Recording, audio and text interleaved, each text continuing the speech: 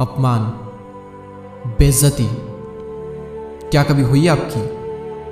कभी ना कभी तो हुई होगी। कभी ना कभी तो किसी ने कहा ही होगा, ए अलग हट यहाँ से, कौन है बे तू? औकात क्या है तेरी?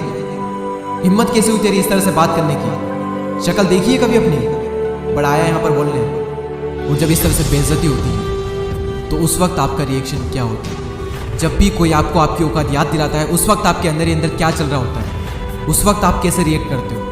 अंदर ही अंदर क्या थॉट्स आते हैं? गुस्सा भी आता होगा, बहुत बुरा भी लगता होगा। पर क्या हो अगर मैं कहूँ कि बेइज्जती होना भी ज़रूरी है, मजाक बनना भी ज़रूरी है। क्योंकि इतिहास गवाह है कि जो जो इंसान ज़मीन से उठकर आसमान की ऊंचाइयों पर पहुंचा है ना, हर किसी का कभी ना कभी तो मजाक ज़रूर बनाए, कभी ना कभी तो बेइज्जती ज़रूर हुई है और कई बार हुई है। बात है सन 1999 की, जब रतन टाटा ने अपनी पहली passenger car Tata indica launch की थी और शुरुआती समय में ही ये बुरी तरह से फेल हो गई।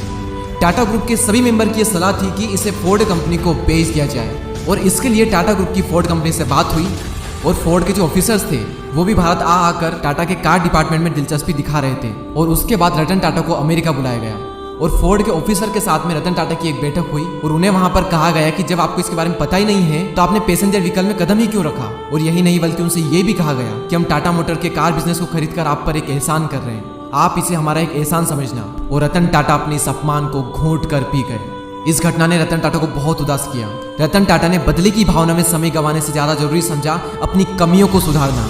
उन्होंने अपने कार सेगमेंट को बेचने का विचार बदल लिया और अपना पूरा फोकस अपने कार बिजनेस में लगा दिया। और कहते हैं समय पहिए के समान घूमता है और इसी तरह से समय पहिए के समान घुमा और रतन टाटा की मेहनत ने टाटा मोटर्स को सफलता की ऊंचाइयों पर पहुंचा दिया।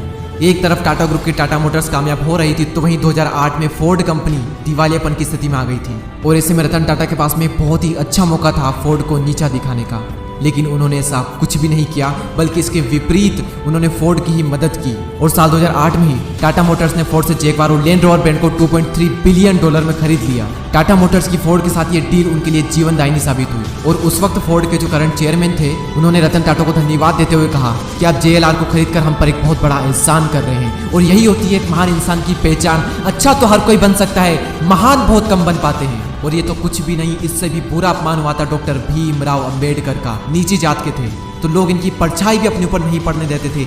एक बार कुएं का पानी पी लिया, कुएं को टच कर दिया तो एक छोटे से बच्चे को बहुत मार पड़ी, सिर्फ इसलिए क्योंकि उसने कुएं को छू लिया, उसका पानी पी लिया। स्कूल में उन्हें क्लासरूम के अंदर नहीं जाने दिया, कहा बाहर बैठकर पढ़ाई करो। कहा गया कि संस्कृत ब्राह्मणों के लिए होती है, तुम्हारे लिए नहीं। इतना अपमान हुआ, बहुत दर्द होता है अंदर से। उन्होंने ठान लिया कि तुमने मुझे अपने गांव के स्कूल में नहीं पढ़ने दिया, मैं दुनिया की सबसे बेस्ट यूनिवर्सिटी में पढ़ कर आऊंगा। और कोलंबिया यूनिवर्सिटी से उन्होंने MA किया और उसके बाद लंदन स्कूल ऑफ इकोनॉमिक्स से MSc की और उसके बाद में लॉ की पढ़ाई की और फिर PhD की। और फिर जब वापस आए तब उन्हें मिलिट्री सेक्रेटरी की नौकरी मिली, जो उस वक्त बहुत ही अच्छी नौकरी थी। लेकिन उसके बावजूद भी उनका अपमान हुआ और वो अपमान उनके दिल पर लगा। उन्हें तब भी कुएं का पानी पीने का अधिकार नहीं था। वहां का चपरासी तक उन्हें फाइल फेंक कर देता था, कहता था कि गद्दी पर बैठ गया तो क्या हुआ है, तो अभी भी निचली जात का ना। बस उन्होंने भी इसी अपमान को घूंट करके पी लिया और भारत का संविधान लिख दिया और अपना हक पा कर रहे। और अपना हक तो पाया ही, साथ साथ निचली जाति के लोगों को भी उनका अपना हक दिलाया। मैंने कहा ना, अपमान जरूरी है, बेइज्जती से ही बदलाव आता है। अंग्रेजों ने एक बार गांधी जी को ट्रेन से धक्के मार कर बाहर निकाल दिया था,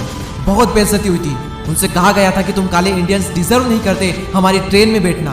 और उन्होंने भी ठान लिया कि तुमने मुझे ट्रेन से बाहर निकाला है, मैं तुम्हें अपने देश से बाहर निकाल दूंगा। वो एक चिंगारी इतनी बड़ी क्रांति में बदल जाएगी, किसी ने सपने में भी नहीं सोचा होगा। अमिताभ बच्चन को भी रेडियो जॉब से उनकी भारी आवाज और उनकी लंबी हाइट की वजह से निकाल दिया गया था। और वही ऊंची हाइट और उनकी वही भारी आवाज आज उनकी पहचान है। अपनी कमजोरी को अपनी ताकत बनाओ, अपने अपमान का बदला अपनी सफलता से लो। जब कोई अपमान करता है ना तो अंदर ही अंदर आग लगती है, गुस्सा आता है बहुत। लोग गलती ये करते हैं कि उस गुस्से को वहीं पर निकाल देते हैं, लड़ाई झगड़े करते हैं, कंप्लेंट करते हैं। उस गुस्से का यूज करना सीखो, अंदर दबाए रखो उसको और अपने अंदर की आग को बढ़ाते रहो, तभी बदलाव आएगा। क्योंकि कोई भी इंसान अपना सम्मान भूल सकता है लेकिन अपमान नहीं भूल सकता।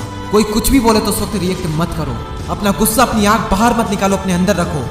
बाहर निकाल दोगे तो बेइज्जती तो होगी सही, तुम कभी अपना बदला नहीं ले पाओगे और ना ही वो इज्जत हासिल कर पाओगे जो तुम पाना चाहते हो।